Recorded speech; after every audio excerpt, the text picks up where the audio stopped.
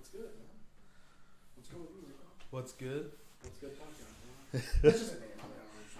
I don't know. Baby Boys podcast, dude. Bro Babble, what's good? Those are just names I was thinking of. Like, yeah, I don't know, man. I'm trying to think. Well, in the intermediate, I think it'll come we'll just to keep. us, I think eventually. Yeah, something funny will happen, and that's what we'll call it.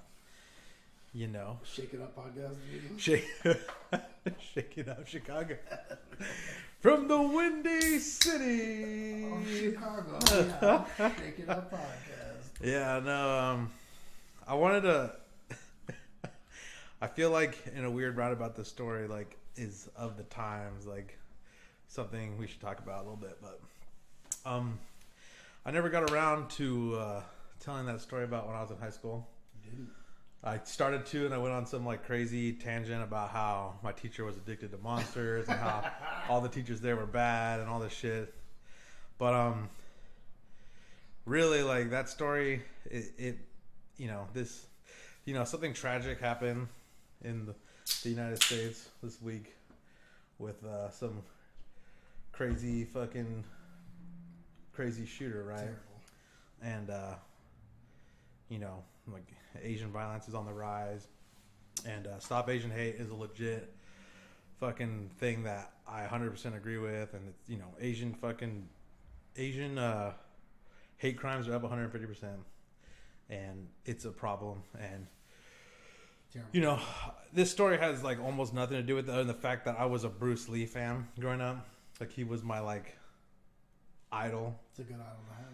Like, I had all his movies on VHS. My favorite one was The Chinese Connection because I felt like it was just the best one. Like, all those movies were, like, pretty good, but that one... Game of Death was the other one. Yeah. It's like Chinese Connection, Game of Death, and then Into the Dragon. I respect that. But, you know, there's something about, like... Even as a kid, it spoke crazy to me because, like, that story is, like... He comes back, his master gets, like, killed, and, like, he goes back to that town. It's, like... No dogs, no Chinese, like no what's it called, and there's like the Japanese like dojo there that's like fucking all hella. I don't know if it's supposed to take place during like Japan's imperialist like occupation of China or what, but he pretty much like gets revenge on his like dojo or like his senpai, I guess is what it'd be called in Chinese culture, like, and fucking just bodies everybody. He kills like 100 fucking Japanese guys with his bare hands, and at the end the guy has a sword. The guy has a sword, and he fucking murks this fool. Like, you know what I mean? Like, I was like, God damn, this is so crazy. And that was my favorite one. But, you know, Enter the Dragon, that scene, like, this was like, you know, you always see fights happen in these like martial arts movies, and you're just like, wow, this is so badass. Like, this guy knows how to handle himself. You know what I mean? Like, he can defend himself. He can do all this shit. But in Enter the Dragon, as stupid as it sounds, like, my favorite part about that movie is the fucking art of fighting without fighting part in it. Okay.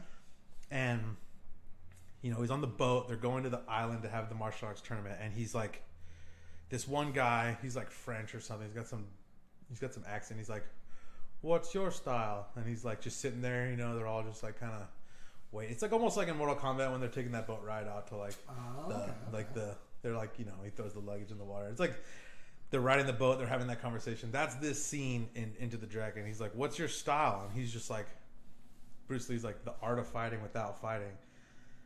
And he's like, the art of fighting without fighting. He's like, show me some.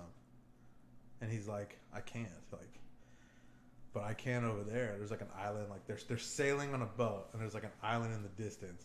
And he's like, I can show you some there. And the guy's like, okay. And he's like, he's so intrigued by what he says that he like gets on this little boat. And he's like, let's go then, because he's never heard anything like the art of fighting without fighting before. And he's like, all right. So he starts to like let the boat go, and like Bruce Lee looks like he's gonna get on the boat, and then he just doesn't get on. And the guy's like, hey, like, aren't you gonna come? And he's just like, no, like. And he's like, well, what the hell? And like, he doesn't have any oars. He doesn't have anything. The boat's like got a sail, so it's like going in that direction, or a motor. So I can't remember if it's like straight Mortal Kombat mode or not. But, and it just keeps going. And the guy's like, hey, like, what the fuck? And like, he just gets, dude, it's like open water. That's like fighting. exactly, dude. He fucks this guy up without ever fucking throwing a punch. The open water. And like no, like straight up, I was like, as a kid, I was like, what the fuck was that? You know what I mean? I was like, this is like some next level shit. Like Bruce Lee's the fucking man, dude. Like he's the man. Like, and I fucking love Bruce Lee. The first books I ever bought were Jeet Kune Do fucking 1, 2, 3. His fucking writings about martial arts and fucking styles and.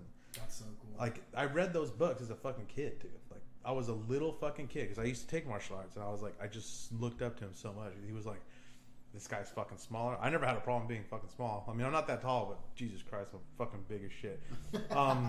Yeah, I had to cut to make 265 in a grappling tournament before. Wow. I had to cut weight to make 265 in a grappling tournament.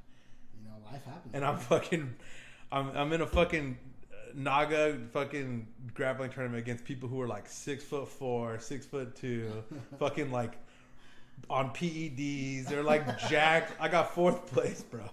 Fucking 4th place. That's insane. The little fucking fat kid with flexible arms like can't get fucking tapped out by no kilos or nothing stupid. But you know, just that art of fighting thing. So that story kind of has something to do with that school, you know, like I gotta tell this story. It's the fucking greatest story of all time. So I'm sitting there and the teacher's like, all right, we're gonna start class in a minute, and she like cracks open 2 fucking monsters and she's just like and I'm like, damn, this bitch is wilding out, dog. I was like, she's gonna fucking die one of these days.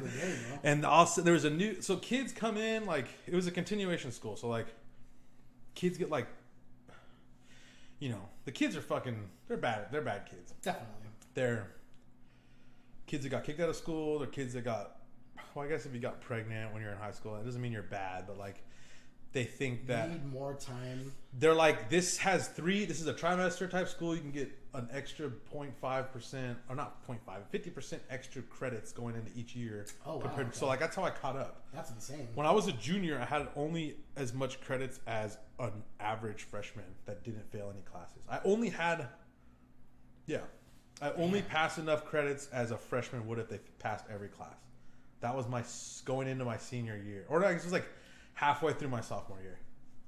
All I passed was PE after my freshman year, and I even failed a couple classes my freshman year. But so they like, you know, these kids are kind of gangbangers. They got fucking tattoos and fucking. They got like neck tats are done like with the fucking shittiest fucking tattoo gun. Dog, it's everyone's a badass, everyone's a tagger, everyone's a fucking just, you know, and I'd been going there for like a year and I was like pretty comfortable. People are like, oh, Rico's good at hacky sack and he's funny and he's fat and he's like, you know, but no one really knew me that well. But like I used to have long hair. I had a ponytail and I just grew my hair out. I don't know why. I was like, I'll just, you know, it was a thing. People in high school like fucking growing their hair out. But my shit was pretty long. I had pretty fucking long hair. And these kids would cycle in. And like a lot of times if they ditched once, they'd get kicked out of school. And I don't know where they'd go after that. That was like, where is there to go after that? Was the last fucking stop. Yeah. So that's crazy, man. A lot of kids would just come in and they'd fucking get in a fight, or they'd get caught with drugs, or they'd ditch or something, and they were gone. Well, the new batch of kids came in on this class. I've never fucking seen this kid before in my life. A new kid came in, and I don't know what his deal was. He wasn't even like a big guy. He had tattoos. He had like a fucking tattoo of like a like naked Mexican chick on his arm, like on his forearm, like those titty, like so like when he beat off, she'd shake her ass, or what? Pretty much, man. I was just like, dude, this guy must be pretty fucking cool, or I don't know. I was like, whatever, it doesn't matter. There's a lot of people with tattoos here. You're not that fucking special, you know. And I didn't even say anything, and I'm just sitting there, and he sits. I'm like almost in the back row, and there's an open seat in the back row. Ketty cornered to me at 45-degree angle, and I'm sitting there, and she's just about done with their second monster, and I'm like, all right, it's going to start soon. And then all of a sudden I hear, hey, pussy. And I'm just like, the fuck is this guy talking to? And he's like, hey, bitch. Hey. And I'm like, what the fuck? And I look over, and he's looking at me, and he's like, this fucking cocksucker. He's like, hey, why do you wear your hair in a ponytail? You some kind of faggot or something? Like, fucking, and I'm just like, what? I was like, I was like, this motherfucker is talking shit to me. You know what I mean? That's so crazy, man. I was like, this motherfucker is talking shit. And I was like, dude, no one's talked shit in a long time to me. You know what I mean? Like, and sometimes people do, but you got to find a way to, like, you got to defend yourself. Definitely. You can't just let some fucking punk ass fucking kid. But I'm like, you know, this guy, he's got fucking tattoos. He's probably got primos. Fucking, I could fucking punch him. Probably break my hand, because if you can throw a fucking punch hard enough and your hand's not wrapped, that shit's gonna explode. And I've broken my fucking hand before punching shit. So Aaron Oshiro's fucking forehead fucking broke my fucking hand. Like, but no, I was just like, this motherfucker. Like, I was like, if I get into a scuffle with them after fucking school or something, I might get kicked out. Definitely. I was like, I don't want to be a fucking loser that doesn't graduate high school. Or fucking. I was just gonna say, I wish I had the opportunity to go to I wish I had the opportunity to graduate high school. I was like, whatever I do, I gotta all the credits and all the time. I gotta graduate high school because I don't want to be a fucking loser. No, I'm just kidding, Brandon. I love you, but I'm just fucking with you. But I was like, what do I do here? I was like, what the fuck? I was like, man. And then even if I did, like, you know, that guy, he was barking up the wrong fucking tree, dog. I would have fucking smacked that fool up so bad. But who knows? You know, he could have had friends that came fucking to school the next day. Fucking his cousin with the fucking Tech 9 and fucking gunned me down. It could have been like some American History X bullshit. So I was like, I didn't hesitate very much. I just sat there, and he's like still trying to talk shit. He's like, fucking blah, blah, blah. And I'm just like, I raised my hand. And he's like, what's this guy doing? Like, he's going to rat me out? Like, he's like, oh, you're a fucking rat. You're a fucking rat too, you fucking faggot or some shit. And I'm just raising my hand. The teacher, the teacher told her, like, she's like, hey, stop talking in the back. And she looked at me once. And the guy was all like, he just sits back down. And then he starts going in. I raise my hand when he starts talking again. She looks back and she sees that he's fucking talking to me. And she's like, yes, Rico, what is it? And I'm just like, can I get my seat changed, because this guy behind me keeps telling me that I got pretty eyes and he likes my hair and he wants to take me out on a date or some shit. And it's really starting to get uncomfortable. And he's like, what the fuck, fool? Like, I didn't say that. I didn't say that shit. What the hell? And everyone's like, oh, fool, you're gay. Fool, you're fucking gay. And he's like, what the fuck? She's like, God damn it, you just got here. Go to the principal's office. He threw the biggest piece. Like, I'm going to fucking get you, dog. I'm going to get you. I was like, yeah, whatever, fam. Like, you think this is my first rodeo, dog? You think no one's ever called me fat or fucking, like, dumb because of my hair, or, like, thought I was a pothead because I had long hair even though I was straight edge for, like... hemp hair, bro? Yeah, bro. It was like, you know... I wanted to tell that fucking story because yesterday, or last weekend, because I thought it was so funny, but, like, you know... I think now getting that, like, that's really where that idea came from, was being a fan of Bruce Lee when I was a kid, and fucking, you know, the art of fighting without fighting, and how you can end something with words rather than fists. And as violent as a person I am, like, I don't actually like fighting. Like, I like to watch fighting. You know, I'm a fucking fight sport fan. Definitely. Like, I watch all the fucking UFC fucking events. I used to be a hardcore MMA, like, watch all the Bodog, fucking Elite XC, fucking Sheer Dog forums. Sheer Dog forum. I was a black belt on the Sheer Dog forums, bro. I was a black belt on the Sheer Dog forums. 3 o'clock in the morning, Rico would still be sheer dogging it up. Trolling just a Fedor by armbar to get all my posts up. They almost started banning people for doing that. Because you had to get like 10,000 posts to like be a black belt or be on the thing for like 8 years or 10 years. Yeah. So it was, but yeah, good times. And I had an account banned too. Because I said something about Chuck Liddell and I got banned for whatever, it doesn't matter. But yeah, I didn't want that story to go on fucking deaf ears. And I also thought that, you know, as a shout out to, like, you know, in the influence of you know, Asian culture on my life, like as a kid, and fucking, you know, trying to, you know, I have a lot of fucking Asian friends, and I don't like the fact that there's 150% increase from 2019 to 2020 about Asian hate crimes and stuff. Even though it shouldn't be lost on this that overall hate crimes are down 7% from 2019 to 2020, but Asian hate crimes are up 150%. So whatever that means, I mean, I guess it means overall the world is getting better, but there's still this huge problem, and yeah, it should, what's it called? But it's a disgusting problem too. Yeah, it's bad. It's who knows? Look, man, 2016, they're like, oh, Russia is, this is the intelligence committee coming out and saying, like, Russia and foreign actors who are not in the best well-being of America are, like, actively trying to, like, rise the tensions of race in America before the 2016 election. It did it in 2020. A lot of these memes, people post memes of shit, like, if you follow them back to where they came from, a lot of times it's, like, from a fucking Facebook page that, like, has all Russian on it and shit. So be careful about shit you read online. Well, just you see some meme that, like, is reinforcing a belief that you have or an idea that you have, and you feel like you need to, like, post it because it's so true and all this shit. But who really knows if that isn't just coming from another country that has, like, a very, how are they going to beat us? How are they going to fucking beat us out as, like, the global powers? Like, and this sounds so conspiratorial, but it's like, dog, this is like New York Times, fucking every single, like, legitimate fucking, like, news organization has reported on the fact that this is happening. And it's like, they want nothing more than to, like, have America just completely go to shit. Like, and how is the best way to do it is for it to destroy itself. You know what I mean? Inside out, bro. It's the long game. It's the longest fucking game, and they're taking active measures to fucking make sure that we're not as strong as we should be. Definitely. Because they're trying to fucking divide everybody. And it's like that thing. I know you're not on Facebook, but I fucking, like. No, I'm not. Really, you're smart. You're smart. You're smart. You're like. Get out. Well, I fucking shit the bed on Friday, I think. Well, it was just a crazy story because it was like, that terrorist guy, that, like, religious fanatic fool who was, like, I think he's a Baptist or something. Mm-hmm. I don't even know what the story was. All I saw was the headline. It was like,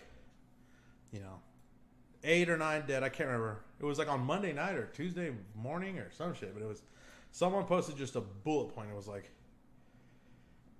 mass shooting, 3 Asian massage parlors, like 7 of them were Asian women. I was like, fuck, dude. Like, this is, like, another one of those, like, incel fucking killing. I didn't know what it was. I was like, is it incel shit? I didn't realize he was religious.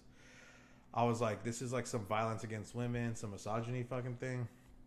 I didn't know. But when I saw something on Facebook, and it was like, Stop Asian Hate, and I was like, oh shit. I was like, this is probably gonna sound fucked up, but I was like, damn, all the, like, it had a flag with, like, all the Asian countries on it. I was like, dude, like, all the young Asians are, like, coming together and, like, kind of, like, denouncing their, like, forefathers' ideas of, like, being racist against other Asians. That's what I thought it was. Legit. I saw the Stop Asian Hate thing, and I was like, oh, like, like, maybe they're like, hey, we can't, like, keep going around, like, throwing hate towards each other. Definitely. Because of the wars from the past, History's a big part, man. It's crazy, man. Every older Asian person I've ever met had something to say about, and, like, this is, like, some crazy shit. I'm just like, they're like, oh, let's go to this sushi place. They're like, oh, yeah, that's a Korean-owned sushi place. I'm just like, what? Like, okay, what the fuck? What are you talking about? They're just like, yeah, let's go over here. I'm like, what? I'm like, what? Yeah, this is an actual Japanese-owned sushi place. I'm like, but who gives a fuck? Like, what does it matter? You know what I mean? But, like, sushi, right? Or, I don't want to put people on blast, but yeah, I've heard some shit, But, and I always thought it was pretty crazy. I'm like, damn, why do, like, so that's what I thought the fucking Stop Asian Hate thing was. And then I was listening to NPR, and they were talking about how,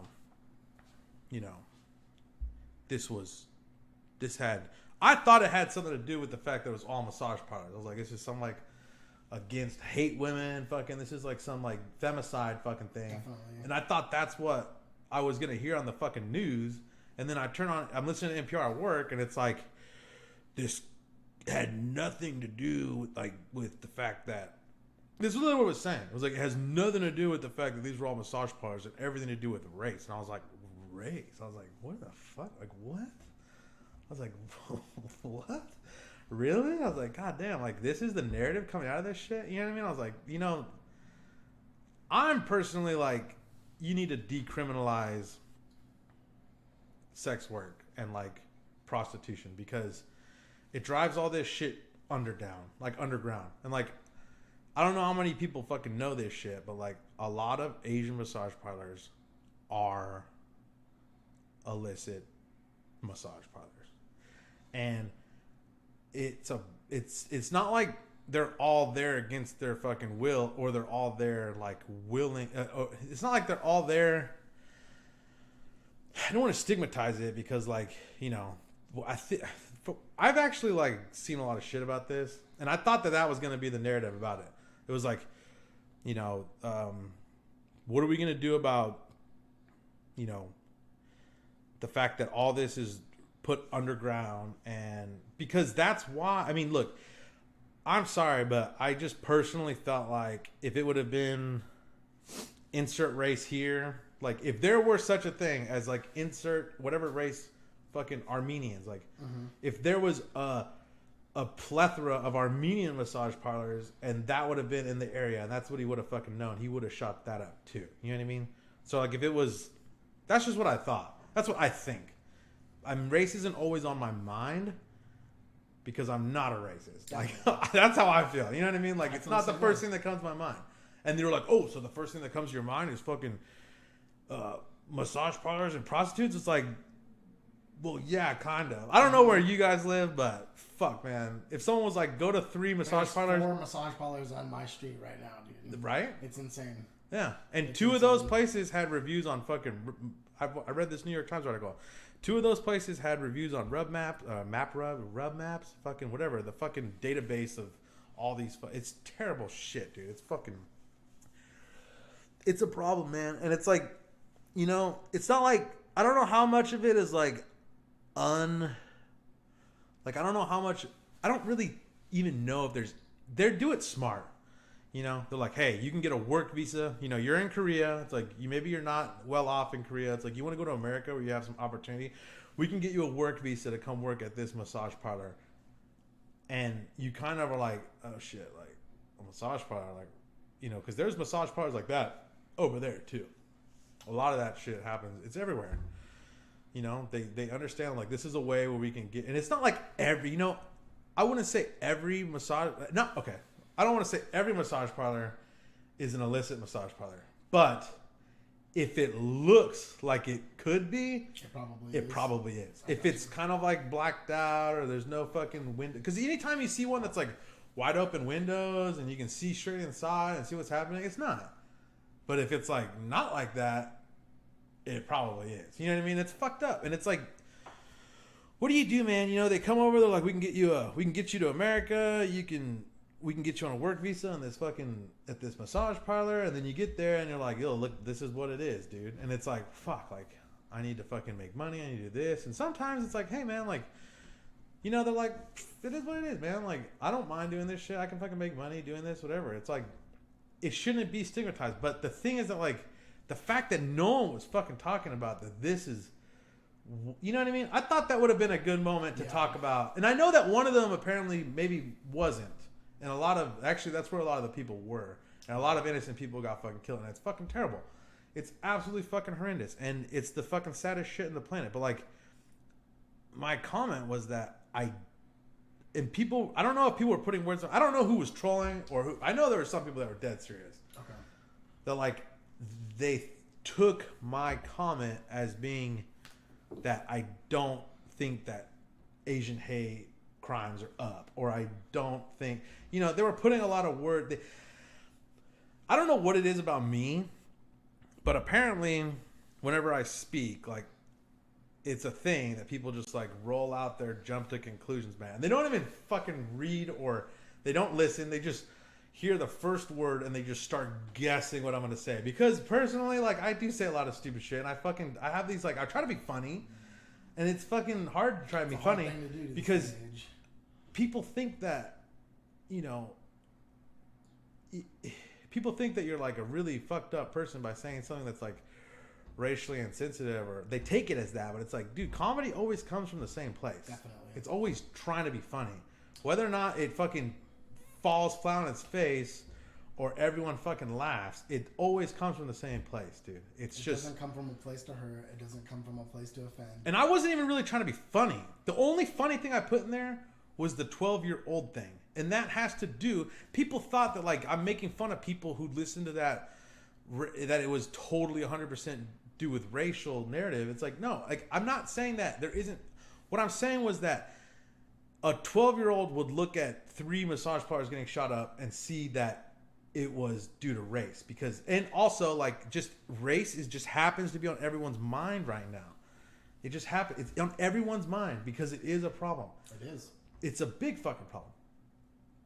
But maybe someone who wasn't 12 years old would see 3 Asian massage parlors and think that maybe it had to do with something that is synonymous with Asian massage parlors. You know what I mean? That's where the 12-year-old fucking joke came from. And people saw, I think they saw the 12-year-old thing and they were like, oh, so I'm fucking 12 years old because I think this is racially motivated. But it's like, dude, I don't get my news from social media. So I listen to NPR and I turn it off whenever they start telling what they think about what the fuck is going on. Because I'm just like, I just want to hear what the news reported, and I don't want to hear any spin.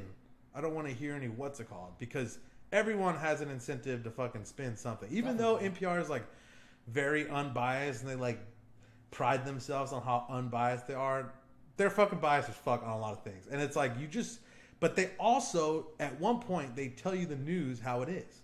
They just say what happened. And you know, like Walter fucking Cronkite back in the day, he wasn't fucking telling you what you should think or what you should believe or giving some hot takes. He was just fucking reading off what happened. And there's something wrong with the media today where, like, they have to fucking try to. Everyone has some agenda that they want to accomplish, and not even be like, oh, what? So stopping Asian hate is like a bad agenda? It's like, no, that's not what I'm fucking saying. But what I'm saying is that, like, people have biases in their mind, and when they fucking, and I did too. That's why I thought that they were talking about fucking prostitutes, or it had something to do. And then the guy came out. I thought that fucking the first second I saw it on Tuesday, I thought that, and then on Friday, it's like, oh yeah, like he's saying he's trying to blame this on a sexual addiction. It's like, dude, he's even saying that's what it was, and we're not fucking. His roommate was like, yeah, it always had to do with like him being a fucking fanatic religious person and having shame that he was fucking masturbating constantly and lusted towards going to the massage parlor because, dude, the guy probably didn't fucking hate Asians. He probably fucking loved them fucking like way too fucking much. You know what I mean? And they're like, oh, well, this is fetishizing fucking Asian women and fucking all that shit. It's like, yeah, well, you know, what can you do, man? Unless you legalize sex workers, it's always gonna be, you know, and this isn't even the worst of it. You're talking about kids getting fucking sex trafficked. Sex trafficked from below. Like, dude, because it's underground, sex is the third contraband, the third ranked third on contraband. Like, it's drugs, guns, and fucking sex. That's the fucking 3 big kahunas. You know what I mean? And I just thought that maybe this would be a good time to talk about what should we do about the illegal. It's all of it, dude. The war on drugs. All that does is lead to fucking cartel violence. Yep. Like you know, gun control is a totally different thing. But like, if anyone thinks that you're gonna like get rid of all the like known, you're gonna fucking snap your finger like Thanos or the fuck from Infinity Gauntlet, bro. And it's gonna get rid of all the known guns in America. All the registered gun owners do a buyback of all those guns, and all these crimes are gonna stop. Dog, you have no idea. You have no idea what the fuck you're talking about, because there are like millions of unknown guns. unregistered, unknown, on what's like, and then only the people that are wanting to get illegal guns illegally are going to be the people with guns, and that is going to be a big fucking problem. That's terrifying. Because if I call, I don't know where you guys live, but if you call the police, they'll probably get there in 5 fucking minutes. I've called the police and waited fucking like 50 minutes for them to get there. 50 minutes. That's not good, man. Yeah. It was not good. That's actually scary. It's really fucking scary. So, if you live anywhere else other than the goddamn city, you need to be able to have a fucking gun because you don't know what's gonna happen. There's so much mental health. We called the police over a mental health issue. My uncle's got mental health, so... Yeah, my brother was losing his fucking mind and eating dirt and was walking around naked for like 3 days. And like, we didn't know where he was. And he was like, he was fucking out of his goddamn mind. And it's like, we got to call the cops. That motherfucker took an hour to get there. It's crazy too because they can't even really do anything. No, he had to admit himself. They're like, hey, we can't do anything unless he's like a harm to himself or others. And I'm like, bro, he's dehydrated. He doesn't want to drink water. He's eating fucking mud in the back, like in the backyard, like rubbing mud on his like genitals and fucking all kinds of weird, crazy shit. He's out of his fucking mind. Like, do something. And they're like, oh. And I'm like, dog, like, call someone who can actually help for God's sake. There is no one you that can't can do help. shit. Obviously, you're a fucking police officer, but like, their resolution to it is put him out on the street. Well, I don't. Yeah, kind of. I mean, there's a lot. What That's they what told a us lot of the homeless people are mentally. They need help. They have mental problems. They need help. They need more help than just being left alone. You know, it's insane. It is crazy, but what were we talking about? Yeah, I just but of course, no, you don't understand. Whatever, it's not a big fucking deal, but I get it. I understand, but the thing is, on fucking Facebook, you can't explain yourself. You can't. You don't have. You can say something and people can fucking think they know what you're talking about, but you're not actually hearing what they're. You're not getting. No. You're not letting them explain themselves. And even if they did, you're already pissed, and you're not gonna fucking hear it. And I don't know. All I know is that this morning I went to work and I was listening to NPR, and they were talking about the fact that there's something about. Look, they were talking. The narrative had shifted more about what's up with these massage parlors. How can we fucking I forgot the website they were talking about. It was like Red Canary or something about the Red Canary. It's like some Asian education about what's going on with these massage parlors and people telling their testimonials about them and all this shit. I thought it was interesting, but I'm just glad that it's being talked about. Someone's talking about it now. And it's not just that, this guy was a fucking, white nationalist, terrorist, racist person. It's like, he probably was a little bit. Who knows? Who knows? I'm not saying. Some truth to it. The one thing I did fuck up was I should have said it's probably going to be less about race and more about something illegal or whatever. Yeah. You know what I mean? I didn't want to say it because I didn't want the actual 12-year-olds to get their fucking heads blown up. Like, wait, what? What's illegal? You know what I mean? And you know what? The only old people on the goddamn Facebook thread were people that were agreeing with me, and everyone else, it was such a fucking. It's like, damn, dog, this 12-year-old thing actually is real. But it is what it is, man. I'm not even fucking salty about it. All I'm saying is that, people, you need to be able. No. I think people need to explain. People need to explain themselves more. That's the thing. It's like you don't have a. Sometimes. You hear something or sometimes even someone says something, but you don't realize. Even the last podcast, I was mostly just shit talking. You know what I mean? All the stuff about the FGC, if you're scared to fucking be at an FGC event, if you're scared, then you're just a little fucking bitch. And someone's like, wow, all these women are fucking wait, hold on. I wasn't saying anything about women in the FGC until I was talking about the Evo event and how they shouldn't be liable. I still think that they shouldn't. They shouldn't. You shouldn't try and be liable for something. There's but you know what I mean? You hear the first thing, you're scared to be at an event. You're talking about some other thing. It's no. I'm talking about the fact that myself first. Yeah, you okay? Let's go. Let's fucking explain. I should explain myself about what I mean by what I'm saying. Maybe that's the thing about the podcast is we should take time to actually like unpack things and like get our real points across instead of just like giving some like funny hot take. Like, yeah, I know how. Okay, the first podcast, like, I was pretty much just trying to get Cody to laugh. You know what I mean? Like, and shout out to Cody. Yeah, maybe that wasn't the best. Maybe that was like it's always the best. If like I was like, I'm gonna make a podcast to try and get Cody to fucking laugh about it. You know what I mean? Like, so I'm just trying to say like inflammatory, stupid shit. Like, even, you know what I mean? Like, but it's not really what I think about it. You really want to know what I think about it?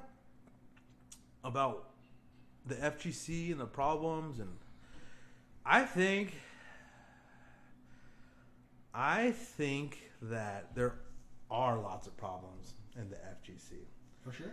I think they might not be what everyone thinks they are, but I think there are problems.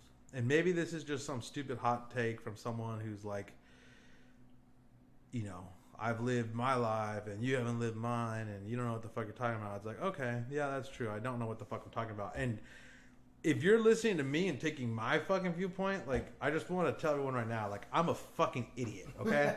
I'm an idiot.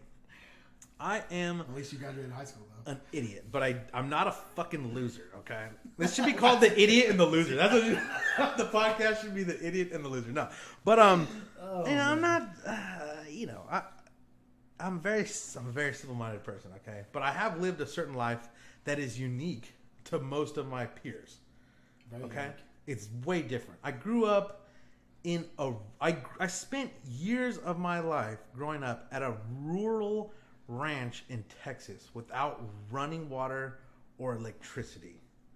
Okay? Like, that isn't fucking normal. So and my parents did a good job of raising me, like, completely colorblind. And I remember, like, seeing some fucking... I was shocked the first time I ever saw something fucking racist said. I was just like,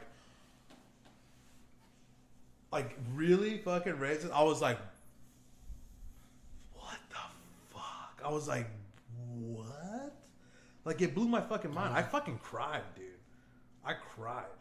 Like, I remember I was like, fuck, dude, this is crazy. Like, I couldn't fucking believe it. And I don't want to fucking cry right now, but it was a really crazy moment in my life when first time I ever heard some really racist shit. And I wanted to say something about it, and I wanted to be like, what the fuck is wrong with you, dude? Like, there's little kids here.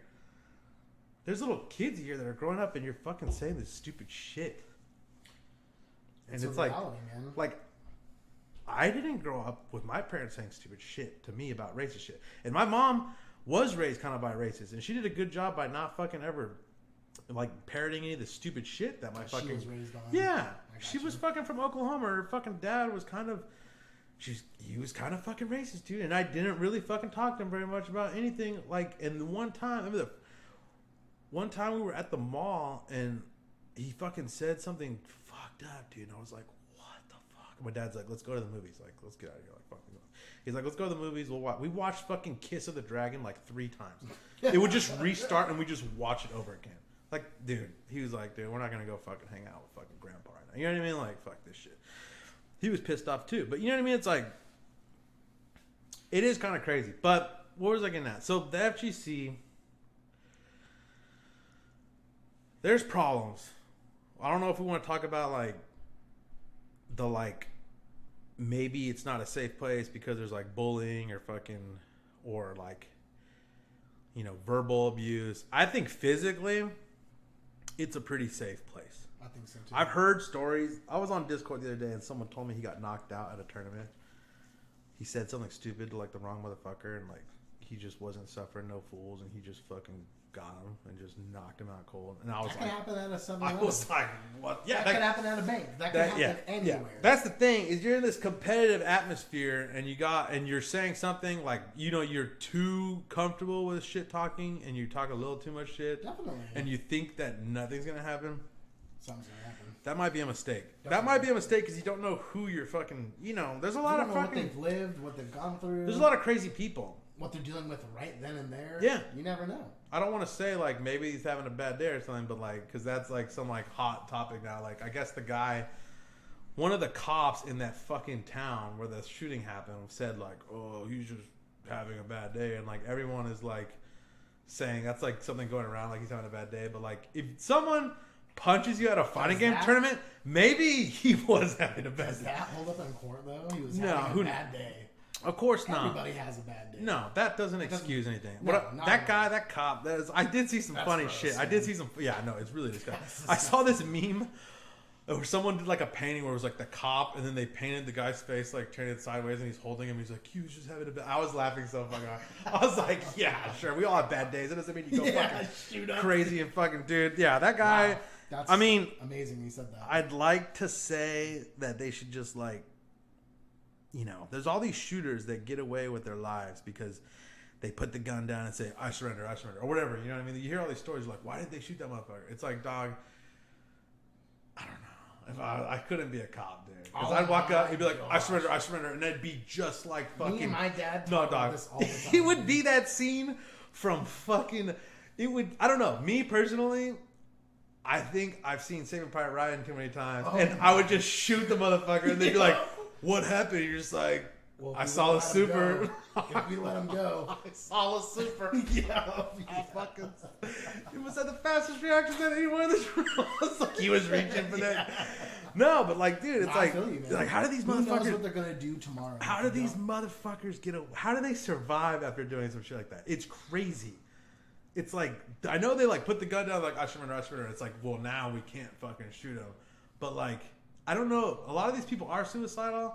So like they do go until they get killed. They don't want to go to, but some of these guys, like, it's not a suicide by cop. Like these people actually have crazy fucking ideas and they're trying to do them, but they aren't trying to like get killed in the process. Definitely. And it's like, fuck, dude. It's so messy. It's so complicated. It's almost hard to talk about. I don't even think that we're like, we shouldn't even almost be talking about this shit because it's like we don't really know what we're talking about. My pay grade. Yeah, we're not the fucking authority on any of this shit. Like we're just two people like hashing out. We're trying to unpack things. You know what I mean? But as far as violence goes in the FGC, it's like I was telling when I was saying that people are scared about being in the FGC. Like a lot of this is the like safe space, like younger people that grew up with like it's like the safe space generation. Like these people are scared of lots of shit, and is it like kind of a fucking intimidating environment? It's like yes, a little bit, but I mean, how many fucking fights, full blown fights, have you seen? Zero. I've never seen any. I've stopped too. I jumped in between fucking the guy and J Flo at the card shop in fucking Oceanside because they were gonna that guy was gonna fight J Flo, and I was like, what? No, hold on. He's the nicest guy, by the way. Who? J Flo? Yeah. Yeah, he can be a little fucking prick sometimes though. He was fucking talking shit to that guy. Yeah, he was talking. Okay. Well, the guy was being stupid. The guy was being stupid. He was being stupid as fuck. And he was saying a bunch of shit. He was making excuses. And J Flo was calling him out on it. And he like called him out on it. And he should have just maybe left it at that. But then he doubled down. And then he said like, what are you, stupid or some shit? You know what I mean? He like, and then the guy it was almost like that Punk thing that happened the other day. Where like, they're arguing. And then he tells Gustavo like, that's stupid shit or something. He's like, oh, those are fighting words. You know what I mean? Yeah. It was almost something like that. Escalated that. Where like, I mean, J Flo was like just standing his ground on the fact that the guy was making up shit. He was making all these excuses to why he lost. And Jason was like, look, man, you lost because you fucking suck. And that shouldn't be something that someone gets too upset about. People like I think if you're just telling people they suck, like you should be able to tell people they suck all day at a tournament. Like fucking heckle them all day with that shit. And as long as you don't cross a line. But see, that's the hard part. You can't attack somebody personally. Maybe that's not. No. Let's think about this. Maybe that's not actually. Maybe that shit should kind of fucking get toned down a little bit because I know we fucked some kid out of a win against Richard one time. He was beating his fucking ass, and we started fucking with him, saying like, "Oh, he's gonna drop this. Look, he's gonna drop it." And then he dropped it, and then we're like, "Oh, you fucking suck!" And it got bad, and then Richard ran all the way back. It was against the fucking dude. That was the one time I feel bad about ever doing anything at a fucking tournament. Like, really, truly feel bad. You were the one guy that I was afraid of the most. What? When I first went to fighting games, any tournament I ever went to, local, major, the scariest moment for me was just competing. The scariest moment for me was teching at a stupid time and people saying, wow, what a dumb time to tech, or just anything like that. And I remember feeling anxiety over that, dude. But it never happened. Shout outs to headphones. I put my headphones in and I didn't hear shit. But the headphones. The headphones. No, man. I mean, look, man. There's something to say about it. Like, that wasn't my fucking proudest moment. But I stopped a bullying thing from happening one time. Not the first. The first time I saw a bullying thing happen like that, I was like, oh, let's tell this fucking story. Fuck it. So we're at NorCal Regionals 2016, I think. And we're at NorCal. Not a lot of people went. So, like, Drew was doing something. Will was doing something. I didn't know where anyone from San Diego was. It was like Ilya. I already told last time I got in the trunk. And Manny. Fucking Manny. God damn it, Manny. I'm still pissed off about that. But it's okay. I love Manny, but, like, God damn it. That really irked me. But, yeah, I can't get in the trunk. I'm like, well, then you can't go. He's like, I gotta go. I'm like, okay. I'll get in the goddamn trunk. Whatever. Let's go. But I was at NCR. There was this kid named Dimension, and he was a good Seth player. And I walked over there when it was like game 1, and I was like, "What's going on?" I saw like $100 on the fucking and I was like, "Yo, it's $100 money match." I was like, "It's fucking good." I was all hyped, and I'm like, "Who's this like little fucking fat white kid?" I was like, "Okay, he's playing Seth." I was like, "Seth's broken as fuck, man. He's broken as fuck." I was like, and then Kaneda is like, dude, that guy's not that good. He's not that good at games. But he was throwing the tournament. I think NorCal Regionals is like Kaneda's. I think it's his tournament. Wow. I think it was his tournament. Well, I'm sitting there watching this, and it's like 4-0. Dimension is beating the brakes off of fucking Kaneda. And I'm like, wow, I didn't realize how good this fucking guy was. Like, he's really good. And Vicious, the commentator. I don't know if you've ever seen Vicious commentator. I think I know who that is. Yeah, he's a little. He spent some time in San Diego, like going to school. So like a lot of the San Diego heads know him, and they think he's cool. But I've always remember this moment, and I never thought that guy was fucking cool. But maybe he was having a bad day too. But he comes over, and I guess someone was like, "Hey, Kaneda's in a $100 money match against some kid, and like he's getting his ass beat. Like, let's go fucking like try and help him." And so he walks up and just immediately starts talking shit. And he's like, "Oh, he starts off doing the like, oh, like what? You think that combo's good? Like blah blah, getting in there pretty fucking hardcore. Mind games, dude. Yeah. And I'm like, oh, okay, he's fucking with them. I see what's going on. I'm like, all right. And then he starts winning more. I can't remember if Kaneda won one game, but it was getting to like 7-1 or 7-0. Dimension was just on a runaway train. And then he starts getting like fucked up. He starts going like, you're fucking, he calling him fat, and I was like, what? I was like, whoa, man, this is getting, like, at first I thought it was like, hey, you gotta fucking back up your homie with some fucking, some assists, No, for pull sure. the fucking headphones out, put some music in, because this shit ain't gonna fucking do well. And then I was like, wait, what? He was like going in hard, calling him fat, calling him fucking, just saying fucked up shit. And I was like, wow, someone's got to do something about this. And I looked around, and I was just like, fuck, that's going to be me. I was like, what the fuck? I got it. And I'm like, what am I going to do? What do I do here? And I was trying to do the, like, art of fighting without fighting thing. I was like, I know what I'll do. I'll get in between. I'll kind of, like, get behind Dimension and in between him and Vicious and, like, kind of like let him know like, hey, like I'm gonna like, because if I did look that Dimension, I wouldn't put money on him in a fucking fist fight against Vicious. Okay, Vicious is a small dude, like he's a little man, but like I wouldn't have bet, even if the odds were like 1,000 to 1, I wouldn't have bet a goddamn penny on it. Okay, it wasn't worth it. But I was just like, I'll get in between the bodies and I'll kind of like start saying shit whenever Dimension was like landing combos. Like I'd be like hyping him up, and maybe that would like get what's his name to like stop, back off a little bit, because like here I am like this like bigger person, and I'm gonna start hyping up Dimension. Before I didn't have a dog in the race, I was like, $100, this is badass. You know what I mean? I was like, I gotta do something, but I didn't know what to do. And I was like, maybe I could pull up my phone. I was thinking, I was like, maybe he wouldn't stop. And I was like, maybe I should pull up my phone and start recording it. And then like, and then look over at Vicious and let him know like, hey, you're on camera. Like, you really want to keep fucking talking shit like this, because maybe you wouldn't want to keep talking shit like this. You know what I mean? And I was like, maybe that's what I got to do. Cause like, or maybe I was like, I don't know what to do. And all of a sudden I just feel this like anime aura like coming to. I was like, what's going on? I look back, and here comes fucking. I don't know if you know this fool.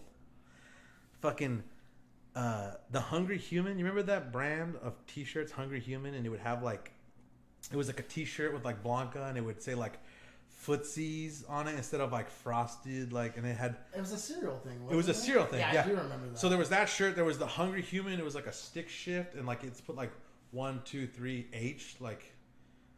I don't know what, whatever. He was a fucking grown ass man, okay? This guy, he had fucking BDE. He was fucking a bad motherfucker. And I'm just like, I just feel it. It's like an anime. It's like, and like, I'm like, there's someone's presence is here. Like, dog, I was like, what, dude? I was like, what is this? And then he just walks up and he's like, hey, fool, shut the fuck up and let them play their match. And I was just like, now that's how you fucking deal with the situation. And Vicious looked at him and was just like, fuck. And he just shut the fuck up. He shut that shit down. Like, Larry was there for like a minute. And he saw what the fuck was going on with Vicious, and he was like, fuck this shit. And he walked up and he was just like, knock that shit off, you fucking little bitch. And Vicious was like, I don't want none of that mess. I saw some kid stumble like 5 feet away, and I was like, what the fuck? And he like tripped over Larry's dick. He was like, what the fuck? And he's like, sorry about that. He like rolled. I was like, damn son, this guy's fucking got the fucking BBC motherfucker. I was like, hell yeah, dog. And Vicious just shut the fuck up. They shut him down like, dude, didn't make a peep. That's a man. He didn't make a fucking peep after that. And at the end, Dimension, dude, this guy, you wouldn't have thinking. You wouldn't have thought it. You wouldn't fucking have. You would have never fucking guessed that he popped off. He did it before Jay did. He did the pop off before fucking the whole. You know what I'm talking about, right? Well, hold on. The Viscant and Low Tier God. Dude, he did it better, and it was before. He goes, dude. I swear to God, this is the greatest. And this was when I realized, I was like, this is what the community does for people that people don't see. These new jacks that come and they hear all this shit about fucking all these terrible things about the FGC, they don't realize that it turns people that normally wouldn't have a lot of adversity in their fucking life, it puts them in situations where they fucking grow as human beings. And he fucking looks over and he's just like, takes the fucking money and he fucking shakes Ken in his hand, and then Vicious is all like, who gives a shit? Who gives a shit? $100? I make that shit in a day, nigga. He said that. And I was like, yo, Larry's going to beat his fucking ass. And no, fucking Dimension just sits up and he's like, you make $100 in a day? What are you, homeless? And fucking the whole... At that point, like 100 people realized what was going on. Like, no bullshit. Like 100 fucking people were like, what? This is a big money match? This guy's talking shit. Larry told him to shut the fuck up. This is like a, there's like a, literally like fucking 80 people, fucking 100 people just sitting there. And he's like, you make $100 in a day? What are you, homeless? And fucking... It was the loudest laughter fucking... Dude, Vicious looked like fucking Pennywise at the end of the fucking It movie, crawling back into the fucking well. And they're just like laughing at it. I was all like, that's fucking justice right there. I know the neighbors are probably pissed off. That is justice, bro. That is like the community policing itself whenever a line got crossed. Definitely. And that's kind of what happens. And... people don't talk enough about, like, dude, like, some of these guys, man, like, you can't have no adversity in your fucking life. The problem with parenting today is that they like to, like, bulldoze every fucking, like, hard thing that would possibly, like, get in their kid's way and just make it go away. The smoothest road. Yeah, and then they go through life and they have no fucking... They have never struggled. Lost, they've never heard. They've never exactly. And then as soon as they feel something like that, they can't fucking handle it. And they don't know how to react to it. Look, I don't think Dimension was from an era where, like, I'm not saying that his parents were like that to him. All I'm saying is that if I were to stereotype that kid, I would have maybe put him in a category of someone who wouldn't have stood up for himself in a situation like that. Okay. And I don't know that the FGC, gave him the fucking courage to fucking do something like that. What I'm saying was that it happened. And I saw it. I saw someone who was he didn't want to say anything during the match because he didn't want to lose his fucking... Cool. He didn't want to lose his composure. You can't. But afterwards, dude, he fucking just... Like, he took this needle and just stuck it right through fucking Vicious's chest, bro. And That's you so saw his face. Everyone started laughing. And the fucking bully got fucking shit on in front of everybody. And I was just like, wow. I was like, maybe the FGC did good for that kid to be able to fucking be in a pressure cooker and come out and be able to stand up for yourself. You know what I mean? I felt like it did good for us, man. Well, OFC were some of the best lessons I've ever learned in my life. 100%, man. That's some of the best people. And that's the things that people don't talk about. That's the things that people don't want to fucking acknowledge. And like, I saw some stupid shit on... I don't know. I'm on this Facebook group. I don't know who. I think David invited me to it. And I'm like, what are you doing? I don't want to see this stupid shit. On Blast show. Okay. It's like a podcast, I think. And they just like talk about FGC stuff. But someone on there posted, was an admin of the group. And it said, I don't know if it was a joke. I don't know what the fuck was going on. And maybe I'm like rolling my jump to conclusions mad out. But I can fucking read, unlike some other people. And it was like, Sony just bought Evo, but don't forget. I feel bad because I might be fucking this up. I don't want to like just put words in people's mouths, but like this is what I fucking understood. I might be doing something. I might be fucking doing some stupid shit. But it was like, don't forget, Evo is a place for rapists, roofies, pedos, like murderers. I was like, murderers? I was like, what? And it was like, and sometimes games. I was like, and sometimes games? And sometimes games? All the time games. Dog, how can a small minority thing like, and I'm not saying it's like, listen, I know it's a problem. We'll get into that in a minute. But like, I don't know why I jumped again on this one, but it's mostly games. It's mostly people having a good time. Mostly. That's always why I go. Yeah. And like, it is a pretty fucking scary place if you're a single female and you don't have a lot of friends. That's very true. Look, it is probably a really fucking scary place. It's a really scary place. Because you look to your left and you see a bunch of creeps looking over your shoulder, fucking following you, fucking saying weird things. They're being fucking creepy. And then you look to your right and you see a bunch of goddamn cowards. And how are you supposed to feel whenever... If something happens, who's going to stand up for you? You don't have a lot of friends. Nope. You want to get into fighting games. You like fighting games. You want to go to Evo. You don't have a lot of friends. And then this is what's going on. You got creepy fucking people because there's a lot of fucking weirdos.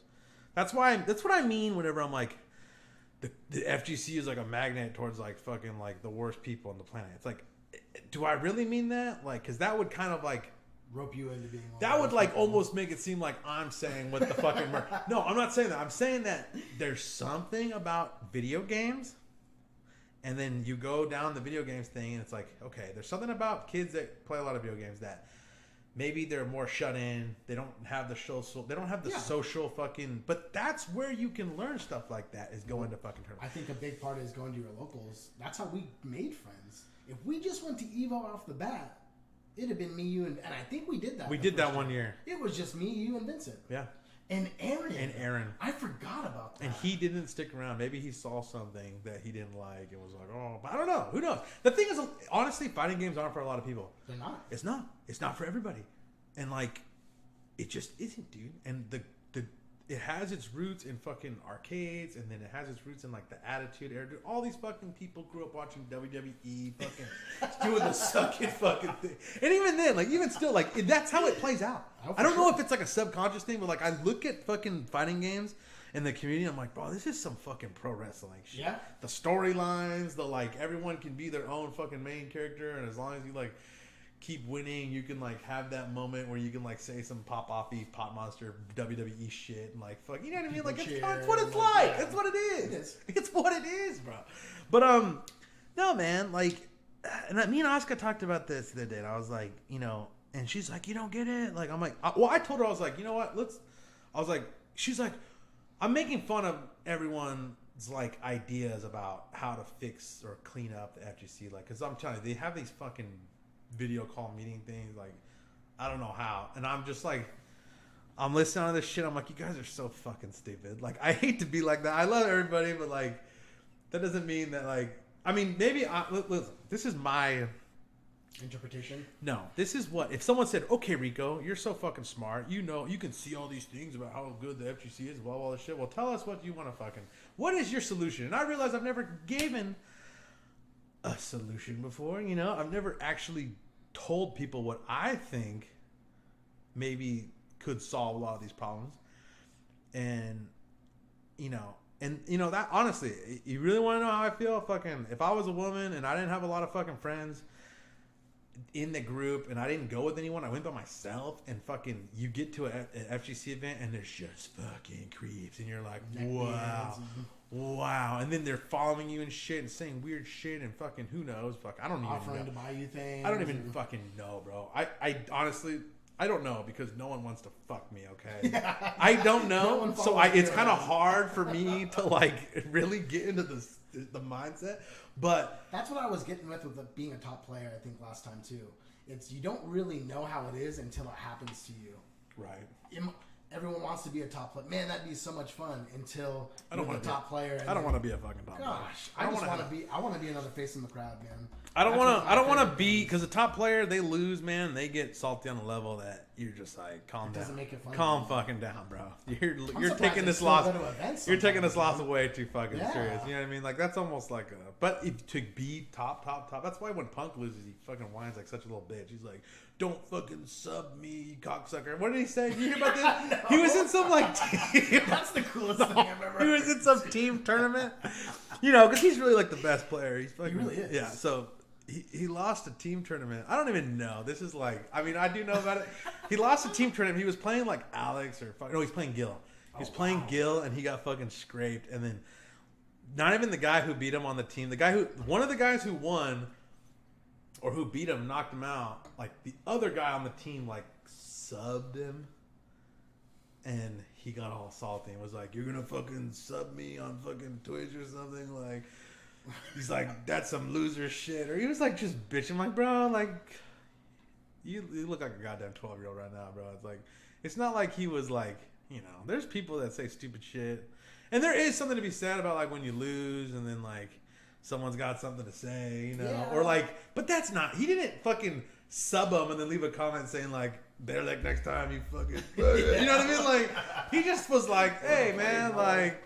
Good games, you know? Yeah. It's not some loser shit. That's some fucking gangster ass shit. Hey, I think you're a cool guy. Like, I'll pity you a sub since I fucking mopped the floor with you. That's fucking badass, dude. Do you hear me, bro? We'll play again. He's like, "Fuck you, bro. I'll let you run it back with your main." Like, I don't know. But, you know, it's kind of a, yeah, but, you know, those top players, those guys take losses so fucking bad. They get so salty. It's like, me, man, I can fucking lose. I can lose over my button breaking mid-game, and I'll just, like, get up and be like, "Good game, man. Fucking whatever." Yeah. I don't care.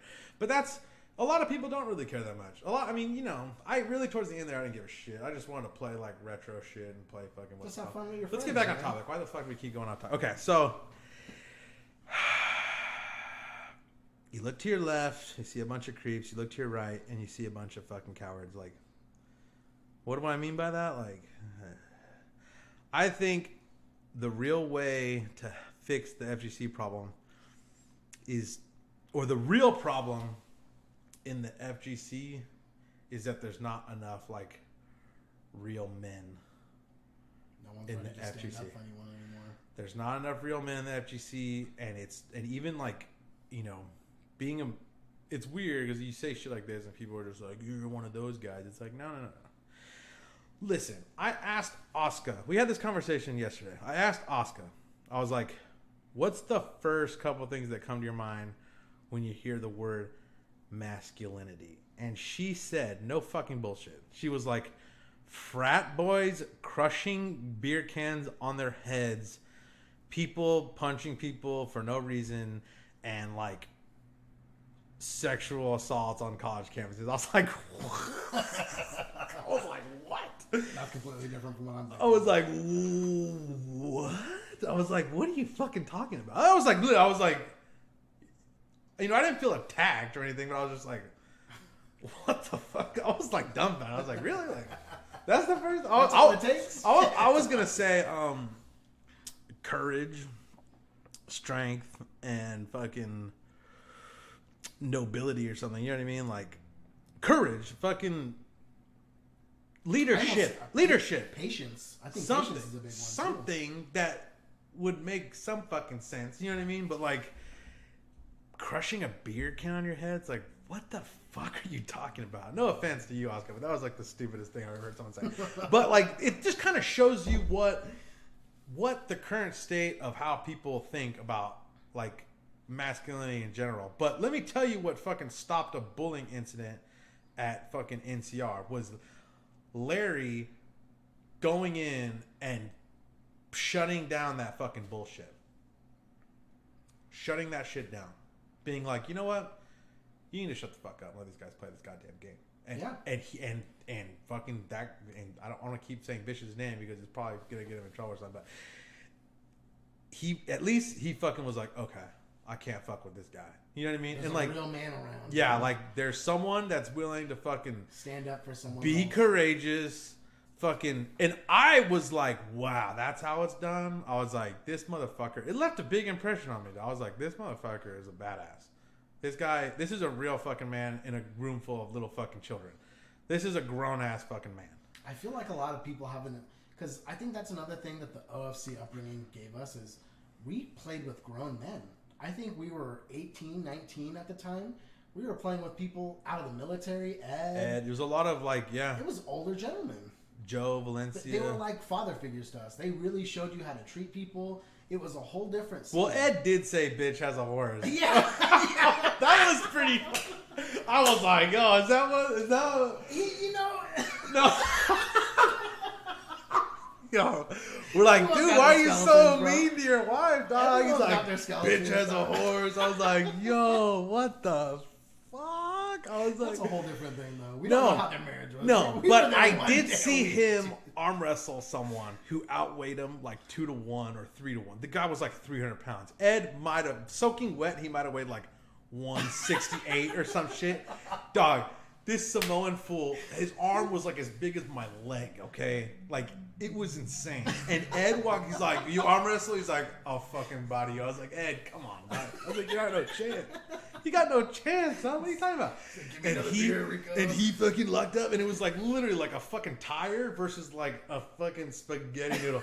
And he's just like, go. And the guy's like, it was like over the top. It's like, I was like, he was like arm wrestling Sylvester Stallone and shit. And then he's just like, he's like, are you serious? I was like, no way. And then he just goes and like breaks the guy's arm back, and I was like, yo, this motherfucker is strong as shit. This motherfucker is strong as shit. I was like, you don't want to fuck with this guy. All that marriage frustration, dog. We don't know what that does to you, bro. Dog, I was like, god damn. I always thought it'd be kind of cool to like fucking roll with them or something, because I was like, it'd be kind of fucking see. You know what? He went through some stuff. There was something about Ed where he's probably like a killer. It's not like a killer. He's in the military, and he was like, I have no idea what any of those guys did in the military, but whenever I see a guy in the military, I'm like, he's seen some stuff. Dog, the way he's lived something. Well, if he could snap a fucking like 300-pound guy's arm, like I was like, no, you don't want to fuck with this guy, dog. You do not want to fuck. You do not want anything to do with this one. He was a badass. Dude, Ed was a badass. I love that. I miss that, man. Yeah, that was the best. Those are the best days. The best days of my life. Man. Those are the best days. But god damn it. No, man. I think honestly, what I was getting at was I think more people, if they would have experienced something as a local scene like that, it might have changed them into being somewhat of a man or a generally good person. Maybe. Who knows what kind of... I mean, the people... Just the state of the world now is like... It's pretty sad. It really is. It's pretty sad. But, you know, that is something that if there were more... It's almost like the thing that's the I don't know how to fucking say it. Like, it's like a cliche quote from Boondock Saints, but like, I love that movie. But the thing we must fear most, but there's something that we must fear most, and that is the indifference of good men. It's like, that might be the biggest problem in the FGC, is that there's people who aren't able to fucking, because some people aren't. Some people have to be crafty. True. There are some art of fighting without fighting shit that can go on, where someone smaller can like shut something down the situation by fucking Bruce Leeing it. You know what I mean? But there are people who need to like step up as far as like being protectors for like you know what I mean? And like, I stopped a bullying thing one time that happened. I've definitely fucked that one player up against Richard. What was that? I mean, don't get me wrong. I don't think I crossed the line, but I was like towing that shit. You know, like when you're disc golfing? When you're disc golfing and like your disc is right there and you like kick it forward and put your foot like an inch in front of where, and then you're like, and then you get like, here we go.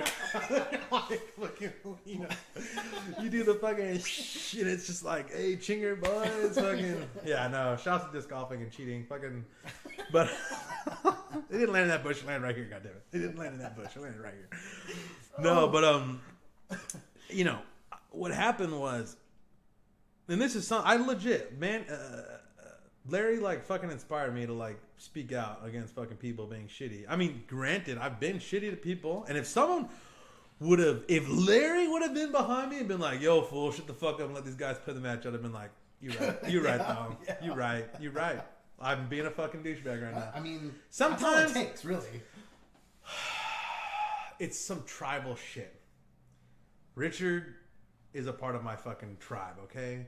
The FGC, people are like, oh, all the problems and fucking clicky. So, like, tribalism. That's why everyone was so quick to jump on the like shooting thing was like this clear fucking 100% racist, really motivated thing. It's like, it's tribalism. Tribalism is a bad thing for the most part, but humans are, we're from fucking tribes. Yep. It's still in our DNA. So if I feel like I need to back up Richard in a fucking match until someone tells me someone should have told me to shut the fuck up. I'm straight up. Someone should have been like, yo, dog, let him play the fucking match. And I'd have been like, you're right. I'm being a little bitch. I'll shut the fuck up. That's true. I should have done it. But people are fucking tribal, man. And this is good segue. Fuck that. So the time I stopped the bullying thing, I don't even know if anyone could hear these guys, because these guys weren't speaking out very much. They weren't being like, dude. People started crowding around that dimension. Oh, yeah. Because what's his name was being so loud about it. But it was pools, maybe 20. It was when it got real big. Evo got real big. And Manny was playing against someone. And it was like me, Robert Feist, and someone. And I'm sitting on the left-hand side of everyone. And this fool that Manny was playing had friends over here. And they were trying to fuck with Manny. Saying like, they weren't crossing the line. They were doing like, oh, you dropped that shit. Fuck. You know, they were trying to get in his head. Classic, dude. They were trying to get, they were doing some like classic shit. And I just was like, fuck these guys. Fucking Larry showed me what's up. I was like, hey man. I was like, who are you guys anyways? And they're just like, what? And I was like, who are you guys? I was like, you see that fucking guy right there? Like, he's kind of a top player from where he comes from. Like, you know what I mean? I was like, I'm sorry, but I don't know who the fuck you guys are. Why are you guys criticizing his fucking game so much? And then Manny ended up winning, and I was like, you see that? I was like, that guy's a fucking winner. Like, sit down, losers, or something. I was just talking shit, dog. And it was 4 of them. And I don't think anyone over there was even fucking looking. And I don't even like Manny. I don't even like Manny. You know what I mean? Like, it's just, he's part of my tribe. Okay? He's part of the San Diego FGC tribe. And I don't even like Manny, but if I saw him fucking held up with like 10 guys with fucking knives and bats and I'm like, we're gonna fucking kill this, like, whatever, you know what I mean? I'd be like, no, fuck that shit. You're gonna have to fucking kill both of us, fucking, you know what I mean? Definitely. Like, that's just how it is. Like, one for all for one, fucking, and that's the whole thing about clicks is like, is it good that FGC's clicky and all this shit? It's like, it might not be the best thing for people getting in, but, you know, if you can just hang in there and be That's cool really enough. what it is. You gotta hang in there. Look at Triox, bro. Triox is one of the coolest. Triox, when he first showed up, like he kind of like threw himself in super Ostracized deep. himself. He came in and he was like real aggressive with like being homied up with everyone, and we were just like, bro, we don't even fucking know you, dude. But like over time, everyone was like, hey, Triox is fucking cool, and he never quit. He never quit, bro. He even made some weird choices with the dress match. Like, he did some stuff that people were like... Wait, what do you mean? Didn't he do something where if somebody lost, they had to wear a dress or something? Didn't he do something like that? I don't know. It was the best thing I've ever seen. And no, he had some of the greatest ideas that the call-out wall, that was his idea. I don't know if he got it from somewhere else, but he was the first guy I ever saw fucking do that. That's so sick. And by the end of it, he fucking was money matching people, and like it was progressively getting harder and harder. And I don't even know if he beat anyone. He might have lost them all. But I'll tell you what. He never The did last that, 2 times I played him in tournament, he beat my fucking ass. I was like, yo, shit. I was like, good for you, Trox, man. You're a fucking badass. You know what, though? He stuck it out, bro. And a lot of people, yeah, it might be intimidating to come into a group of people that are so close. But the more and more you show up, you're almost associated as a part of that group. Yeah, and honestly, if Trox would be at a fucking like Evo or something and someone would be making fun of him, dog, I'd be like, yo, guys, don't fucking make fun of that fool. I will die for fucking anyone from my fucking tribe. Like, I will fucking, you know what I mean? Unless I want to make fun of them, then that's a different fucking story. If I want to fucking make fun of them, but if someone else is trying to fucking talk shit, Shout out to the back apples. No one will yeah, that shit. nobody else better be fucking talking shit, dog. And that kind of like, I mean, look, dude, like Asuka, right? So like, she's a tiny fucking lady, dude. She's so small. She ain't hurt. She can barely work herself out of a wet paper bag set. You know what I mean? Like, dude. And I asked her, I was like, do you feel safe at tournaments? Like, how do you feel about it? She's like, I feel 100% safe. I'm like, why? And then we were trying to figure it out. But like, essentially what she said to me was that, and it's that tribal shit. And as much as like you want to be like, oh, tribalism is bad, all this shit. It's like, yeah, in politics and shit, it is bad. But as far as like, do I feel safe in a certain place? Like, that's how a majority of people feel safe, is if you're part of a fucking tribe. Yeah. And you just got to be a little bit more open. And even people, they might get into a scene, and like, people don't realize this. They're like, oh, these guys fucking make fun of me at this place, and like, it's kind of fucked up. It's like, dude, if you can stick around and just put in the fucking work and fucking be consistent and not be an asshole and ostracize yourself from everybody, definitely, then you can go to a place, and whether or not in San Diego, if you're in the clique with all the fucking people that you're cliquey as fuck. If you're in the fucking clique there or not, if you're somewhere else, okay, here's another example. I like how this shit keeps coming. This is good. So, X. Do you know X? No, I do not. X is a guy from LA that came down to San Diego, and he just was a shithead, dude. This motherfucker was such a shithead. Like, he would just start shit with everybody and talk shit, and like, he was like trying to be like a villain, which was like some pro wrestling shit. That's pro wrestling, but it also is an online game. He was just like, we were like, maybe he's cool, who knows? And then he was just being shitty, and we're like, fuck this guy, dude. Like, fuck this guy. Because he's like, no, I'm from LA. Like, I'm an LA player. So, like, I'm cooler than you fucking San Diego heads are. But one time, me and Cody were just strolling around Evo, creeping on fucking girls. No, I was kidding. And we look over, and X is in a pool, and there's none of his fucking LA homies there.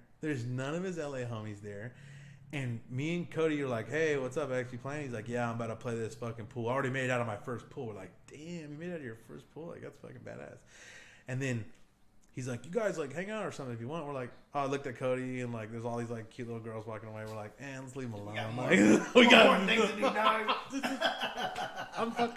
I'm trolling, guys. Come on. Everyone's going to be like, look, I told you he's fucking weird. I fucking told you. No. So, no. And X is like, and me and Cody start watching X play, and I was like, you know what, dude? This guy's pretty good. I was like, and me and Cody were, like, giving him fucking tips. We were kind of fucking with the other guy, but I don't think we were being mean. We were just, you. they didn't get up and look at us like motherfuckers. No, we were just like, let's go, X. We were more like cheerleading him. Definitely. And he made it out of the second fucking pool, bro. He made it out of the second pool. I was like, damn, dude. He was playing Kimmy. Me and Cody were just like, you got this shit, X. Fuck this guy up. Like, fucking, hey. You know, he's letting go, hey. And he was like, that's why people talk shit. That's why people talk shit in the FGC. Is they talk themselves into the best time I ever played ST. I went on this like I'm not even good at that game. I suck. I've never lost to Richard. I mean, I've never lost to David on a real setup where I don't have some fucked up thing with my stick or my buttons. That's all I'm saying, David. If you don't want to run it back, motherfucker, I'm down. But you know, so I was playing ST and I was like shit talking people and I was just unbeatable. I was like, I would just get, and we're playing fucking some music and I was just like, just sitting in my chair, like hopping around, and I didn't fuck up a single tick grab. Like I'm usually not that good with tick grabs. Like I fuck them up on ST because they're kind of hard. I didn't fuck up one. I was getting, dude, it was like the greatest matches I've ever played. So that's kind of why people like to talk shit, is because you're hyping yourself up in the moment, and usually people are like mentally developed enough to be able to handle it. Like a lot of people like wearing headphones because they don't like the distraction, but I never wear headphones.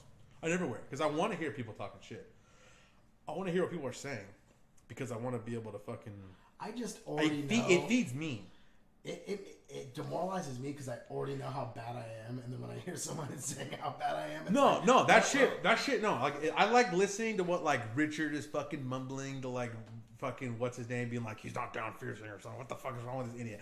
Then I'm like, all right, I need to down fierce more. You know what I mean? Like that's what I like. I like not wearing headphones. I like hearing the criticism. I like hearing the shit talk. Like it fucking Sometimes it's that good works for against me to where I can focus only on what I'm hearing. Yeah. If someone's saying something bad, then I'm only focusing on that one aspect of the match, and then I like my inner dialogue a little bit. That's why I wear the headphones, where I can try to talk myself out. Yeah, you know what I mean. But to each their own. You know what I mean? Yeah, that's like true. A lot of people. That's Vincent always liked wearing headphones in competitive play because he felt like he got distracted or something. But like me, it's like, you know, I like it more without it. But like. You know, someone would like sneeze and I'd flash kick because exactly. I'd hear like I'm playing and like, you know, Tong is like Hadouken and like just does like a shake and I'm like jumping, just fucking DP. I'm like, God damn it, dude, it's so stupid. It's so stupid. But you know, it's a curse and a fucking it's something. Bro. I think it helps more than it hurts for me personally. But what are we talking about? Women being scared. Oh, tribalism. Clicks, FGC. So, okay, this is how you fix it. You want to know how to fix it? This is how you fix it. Or this is my take on it. You got to have like an education campaign that doesn't offend anyone. And that's impossible. You had to have one that offends the least amount of people. People are so easily offended, bro. Yep. They are just so... This is what I told Oscar. I was like...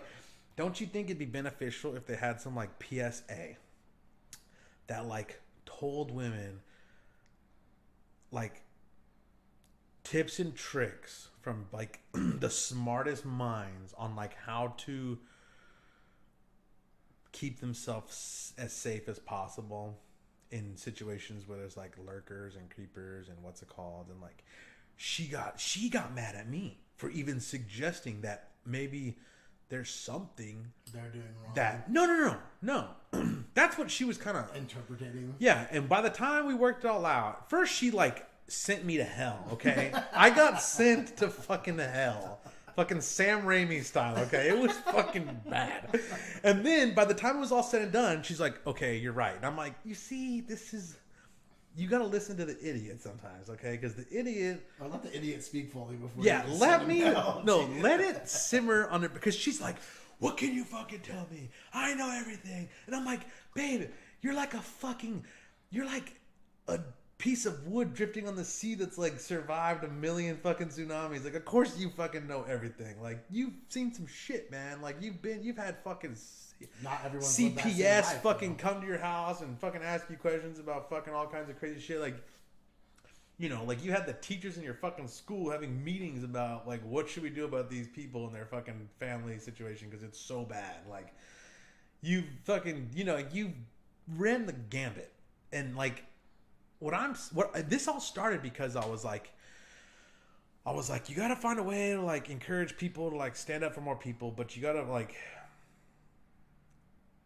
you know, I was like, what you don't understand is that like, she's like, we just gotta educate the men. You just gotta educate the men.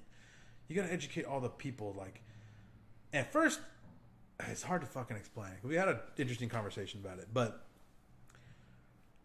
I was like, maybe you should just tell the creepy people, like, don't be creepy. And then she's like, that backfires because the creepy people feel like they're being attacked. And I'm like, okay, you're right. You can't be like, listen here, you fucking creepy, smelly bastards. Like, leave women alone. Like, just because they look at you doesn't mean that they love you. You fucking just because moron. they smile doesn't mean that they're gonna fucking just be like, follow them learn this lesson now. No one will ever love you. Like, you know what I mean? Like, some people need to get with that though. no, they stop.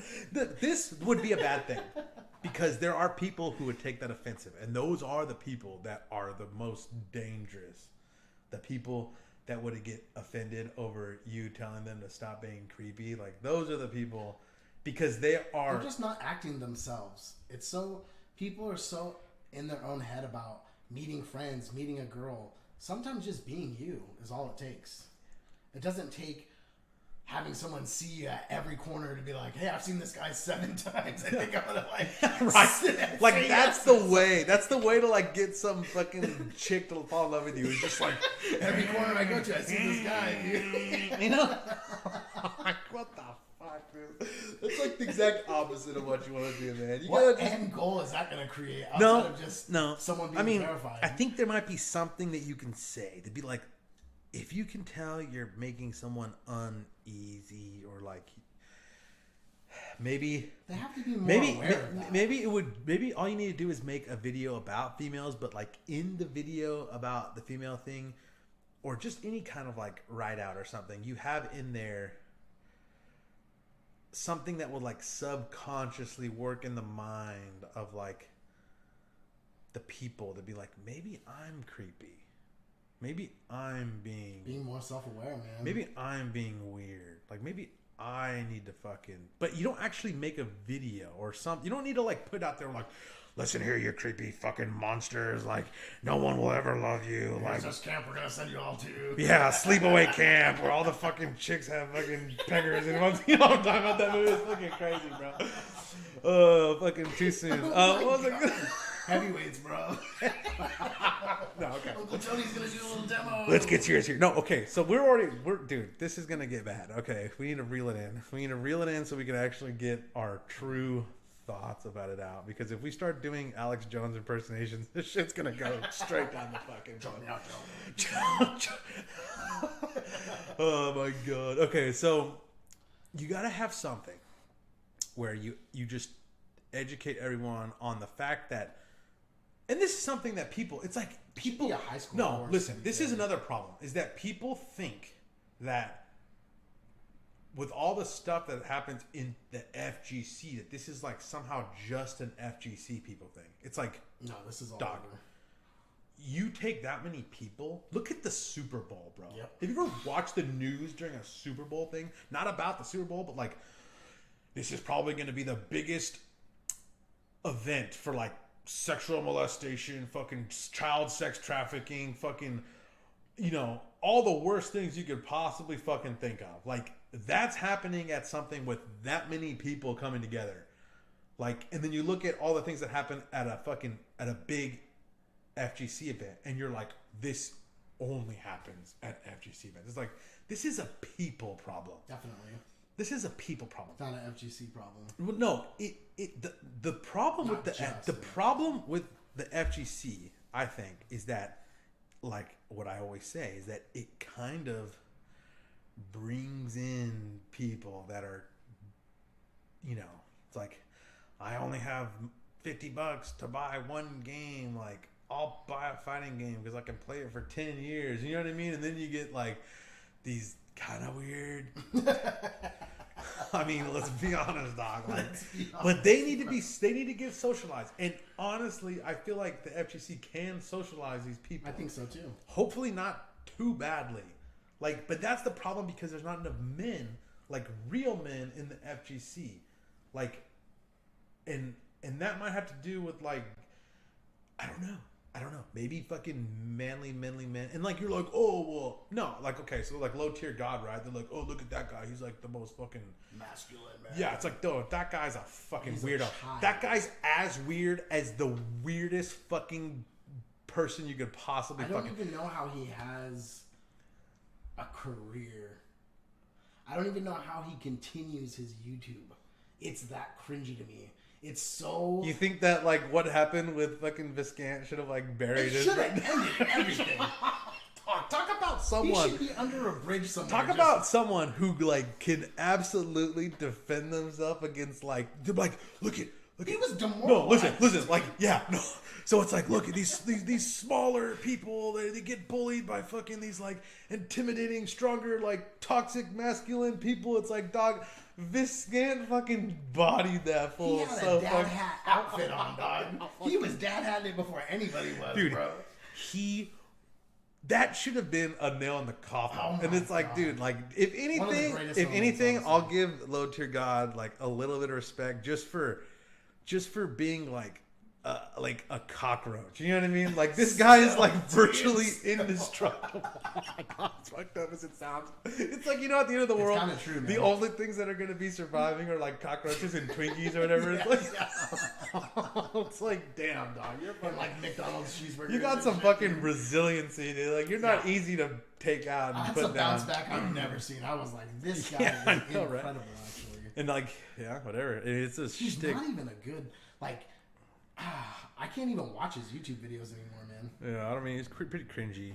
I mean, this is pretty cringy too. So I mean, like, but I mean, maybe we should actually hear what we're trying to say and like sift through all the jokes and shit and actually like, look, man, like I care, but you know, I asked Oscar, I'm like, do you feel safe? And she's like, fucking 100%, I feel safe. I'm like, well, why do you feel safe? She said, I feel safe because I know a lot of people and I trust that they're looking out for me. And I also, dog, let's be honest. Oscar crawled into a white panel van into a cage one time and made it out in one fucking piece. Like, that's not ask her the fucking panel van cage story, okay?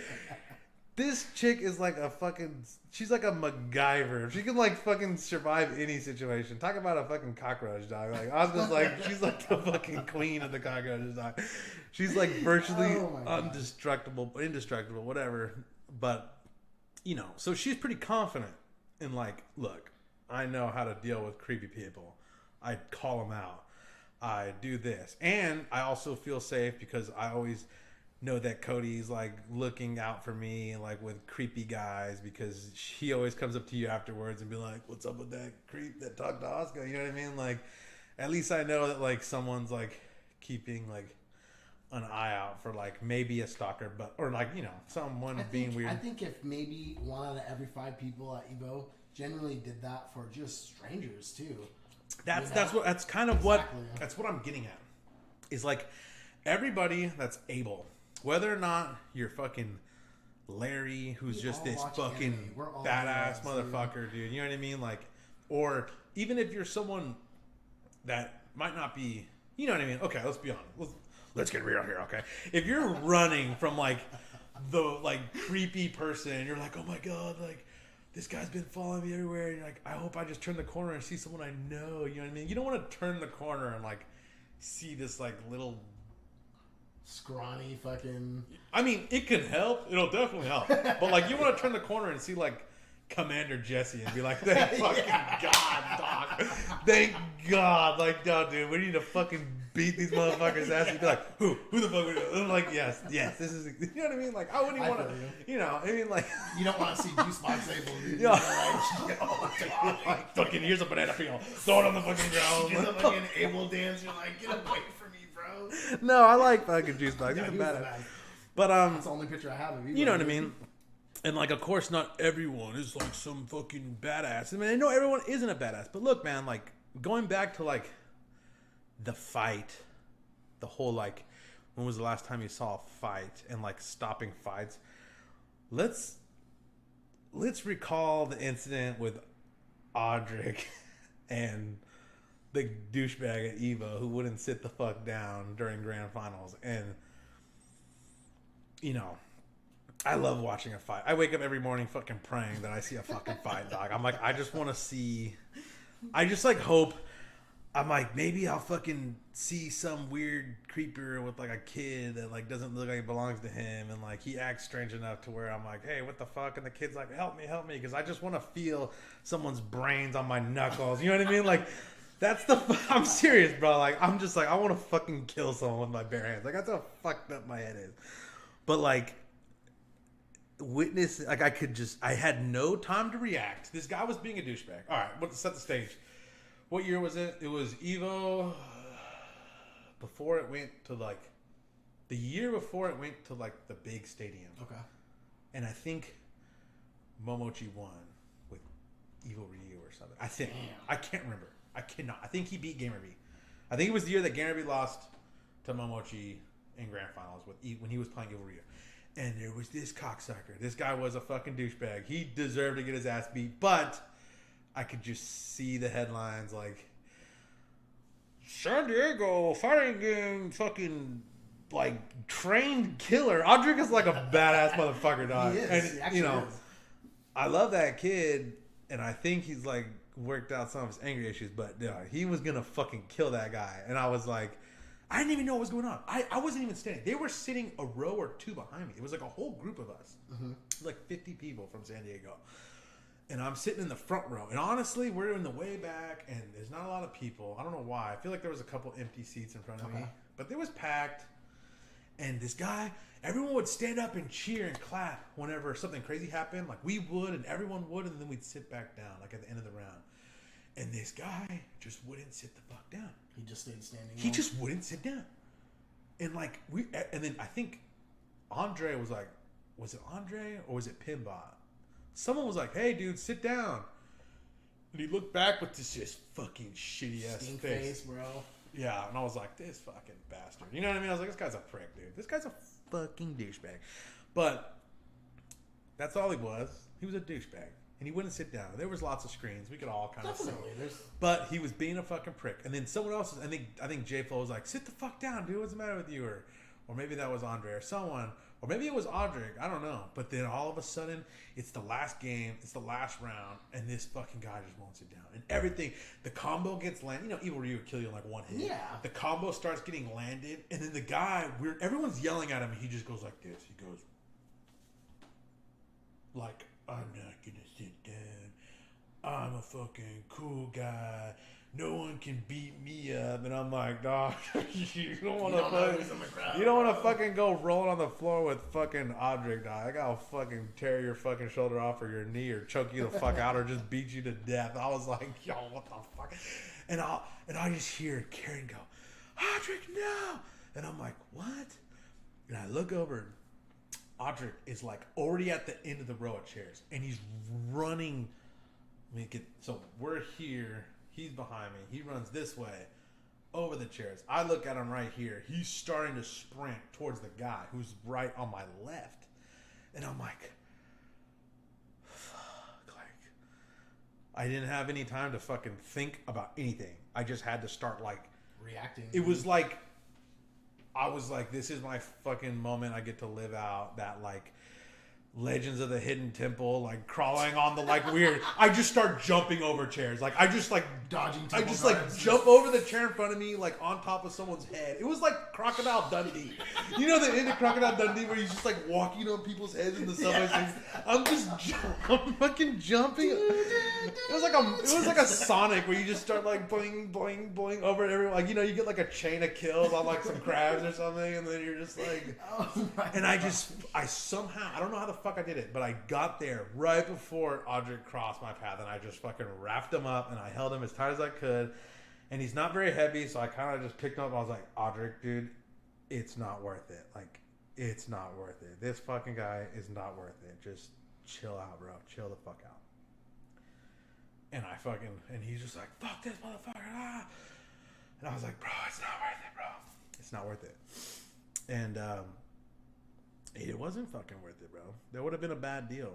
Yeah. And, it was pretty crazy, and I was like, what the fuck? But I didn't see any fucking buddy else moving, so I was like, fuck it. I had to pull Larry and fucking be the fucking guy. But if there were more people willing to, like, see someone creeping on someone and, like, try and read the situation and maybe make a fucking, like, a move or like be like, hey, like, is everything okay? Like, or reach out, man. Or even be like, hey, like, there's someone creeping on you. Like, is this all like, you know that person, or like, what's going on? They're like, no, he's been following me. Be like, okay, like, and then go talk to that person. That's what I'm saying. Hey, man, like, what's going on, man? Like, what's just just something. Like, say something. Someone smarter than me should be able to come up with something. And I'm not saying like come out with some like we need more fucking. They're going to say some stupid shit like, we need more fucking blah, blah, blah, or something. It's like, no, dude, tell how it really is, bro. Like, we need more fucking men. We need more... to be more fucking... class act people, man. Yeah, we need more adults in the room. We need more fucking... We need more people that are willing to fucking... to protect people that need protecting. That's a trait. That's a fucking masculine trait. A lesson. Maybe even tell somebody, like, not physically. Like, not hurting anybody. Meet us at the 9th hole at 9.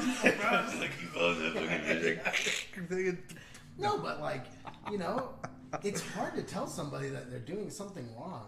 They don't know that they're weird. Don't know. They don't, these people, but there are people out there that's parents, like, never fucking taught them how to talk to people. Never taught them how to be. Shake a hand. Yeah, dude. I've never shake a tire. I've never shaken more limp fucking wrists in my entire life than I literally like. These no bullshit. Wrists are getting used my entire too, life, bro. I was growing up fucking shaking like I know. I wouldn't. I mean, how many? My dad would be like, "Hey, let's go to like some team roping event or some shit." You'd shake fucking little kids' fucking hands, and they'd like crush your guy. I was like, "Hell yeah, dog, you got a good handshake." I went to fucking some fucking fighting game tournament. I'm like, "Hey, what's up, man?" And it's just fucking. You're just like, "What the fuck?" Oh, what, baby? It's like, dog, maybe there's some problem. The biggest problem is, there's a lot of problems, but look, people gotta understand, like. If you take a certain amount of people, like, okay, look at how dangerous raves are. Yep. Let's fucking be honest here. Like, raves, you think fucking a lot of sexual fucking harassment shit happens at a fucking fighting game tournament, bro?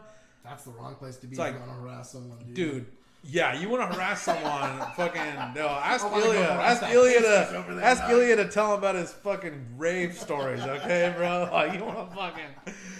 Why would I go to a strip club when I can go to a rave and like probably like find some like don't smack you there. Yeah. Oh no, dude, let's fucking be honest. No, okay, calm it down. We need to take this tone of tenor out of our voice. We can't start talking like this or everything's gonna go downhill. I can't even fucking breathe, dude. Okay. But no, like it's the truth though, man. It's the goddamn truth. That's the problem. It's the fucking Boondock Saints. The indifference of good men. That's the problem in the FGC. It's not the fucking females' problem. It's not their problem that they're fucking cute and they can't make any friends because everyone wants to fucking fuck them and it's disgusting and it's gross.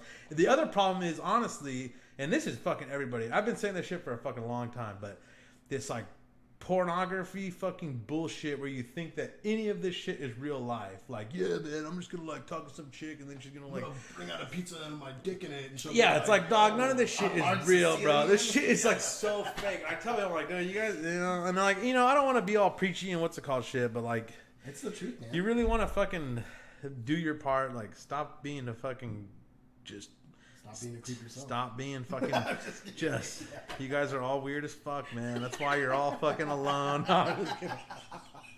You can't stop fucking jerking off to meet a real fucking person. Like, you can't even flip through a Home Goods magazine without making a fat. Like, well, that's you, Rico. Don't fucking speak for me. It's like, dude, what am I? I'm a fucking dumbass, blobby, fat piece of shit. It's like, okay, whatever. Like, and I didn't graduate high school. But. Yeah, it's like, dog, like, come on, man. They're like, oh well. I mean, no, I was lucky. I'm a lucky person because, you know, my parents did enough to raise me right. I feel like I did the same. They did enough. I mean, I'm not gonna sit here and tell me that they remembered all of my birthdays when I was a kid. I'm not gonna sit here and tell me that they ever fucking told me good job or I'm proud of you or fucking anything. Like, most of the time they like sent me on like fucking death missions and like they were disappointed that I came back alive. Like, this is a true story. You want to hear a fucking crazy story, bro? You want to hear a crazy story? I wasn't even gonna go here, bro, but like, this is how fucked up like my family is. Like, not fucked up, but like, in hindsight, I look back at this moment and I'm like, was my dad trying to kill me and my mom, like, in a weird way? Like, I can take two birds out with one stone. I can get rid of the fat one and I can get rid of my wife. Like, I'm serious. Like, this was fucking crazy. And like, you're like, what could you possibly be talking about? It's like, I'll tell you the fucking story if you want to hear it. So the year was 2007. No, I'm just kidding. It was 2000. It was 2007. We moved to the ranch after high school to like live out a year there, and like, I think I remember that. Yeah, it was gone. Yeah, I was gone. We graduated high school home, and we fucking left to the river. That's when we went there. The first time me and Riley went to Japan by ourselves. That was during that time. That's insane. Yeah. So I was like 18 years old.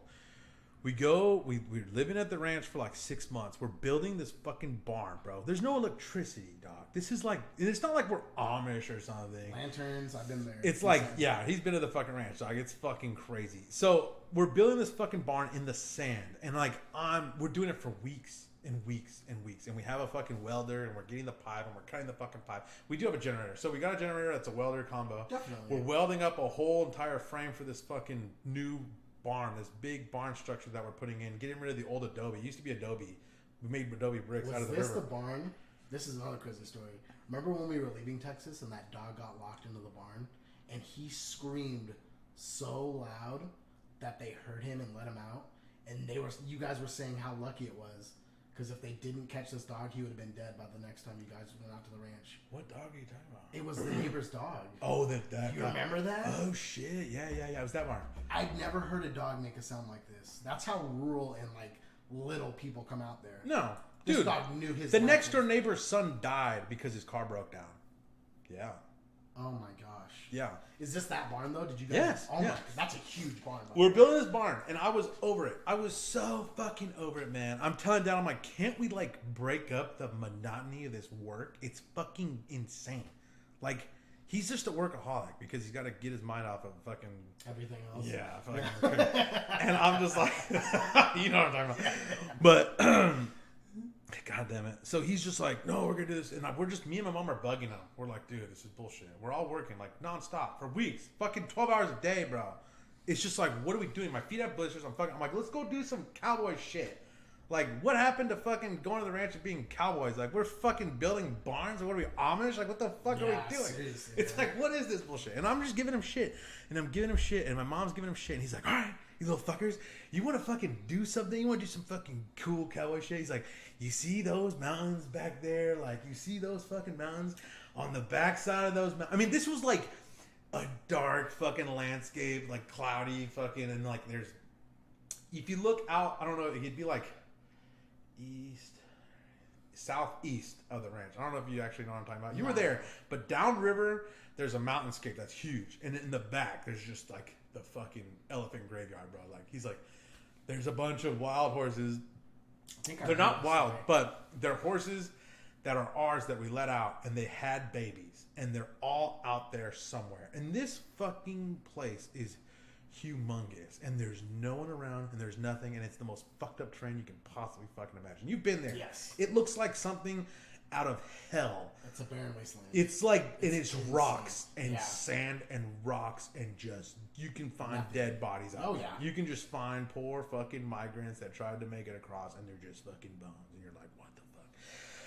And he's like, go out there and fucking bring those horses in, fucking badasses. And we're like, hell yeah, like, let's do it. I'm just like, me and Mom are like, oh, like, you know, we're just like, it's like that scene from Predator where like fucking Arnold and fucking Apollo Creed are like, yeah. And we're just like, we saddle up and we're going back there, and we're just walking fucking hours, bro.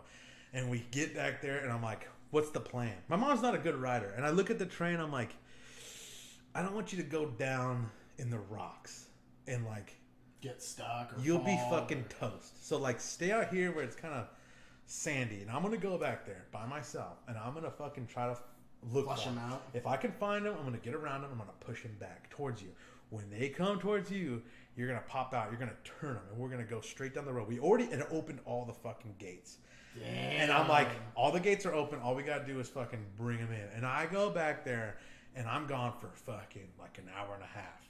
And I'm like, she better be there. Like, this is only gonna work. I see him from really far away, and I go all the way over this fucking mountain, all the way down the backside, and then I fucking start pushing him.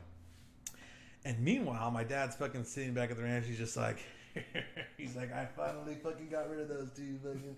They'll never come back alive. Like, if they do come back, like, they'll never question me again. Like, they'll only be like, what are we going to do? Yeah, can we please build a barn? We don't ever want to go out and do cool cowboy shit ever again. Like, dog, I'm, like, taking this shit so seriously. I'm, like, I got, like, the whole outfit on. I got my fucking chaps on. They're actually called chinks, but I don't want to fucking...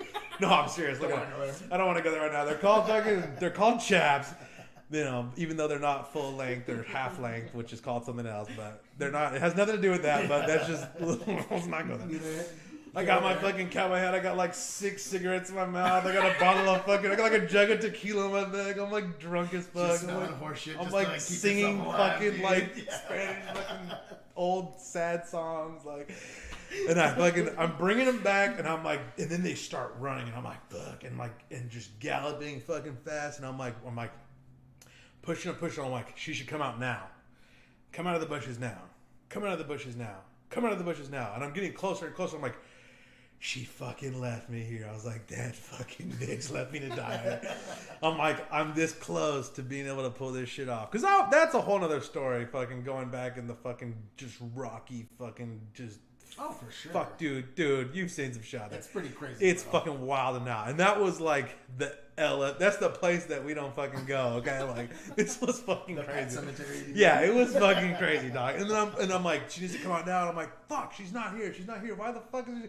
And I'm like breaking this fucking horse in half, like straight beeline to like turn him, because no one's there to turn him for me. Like, I'm behind them. I need to get in front of them and turn them. I need to get on their right and like push them or something. Hopefully they can see that road and be like, oh, this is the way we're supposed to go. And then at the last second, my mom just fucking comes out behind this fucking mesquite bush. She's just like, yeah. And we're just like, and I'm like, yeah. And like the fucking horses all get scared and turn towards the road, and we're just fucking running them, dog. We run all the way back to the ranch, and like my dad's sitting there working. Riley's like, Riley didn't want to go with us. He's a fucking little bitch, dude.